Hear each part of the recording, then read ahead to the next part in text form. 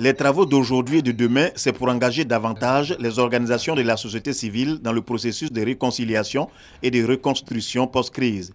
Les réflexions vont tourner autour de la sécurité, des droits de l'homme, du foncier rural, de la femme, de l'emploi et de la justice.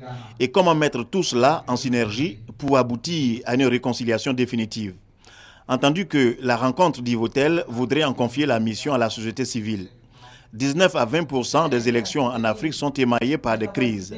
Le WANEP, le réseau ouest-africain pour l'édification de la paix, pense savoir pourquoi et reste convaincu de détenir la clé du problème. Quand il n'y a pas de culture citoyenne, il est difficile.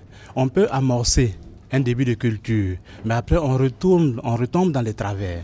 Et quand on retombe dans les travers, c'est normal qu'il y ait des conflits. Généralement, les gens, bien qu'ils étant dans la société civile, ils se réfèrent à leur appartenance, par exemple, ethnique, leur appartenance religieuse, qui font que ces appartenances prennent le pas sur leur adhésion à des organisations de la société civile. Avant cela, Francis Aka Junior, des bureaux d'Accra, et la représentante du ministre d'État, ministre du Plan et du Développement, Kone Mariatou, l'avait dit.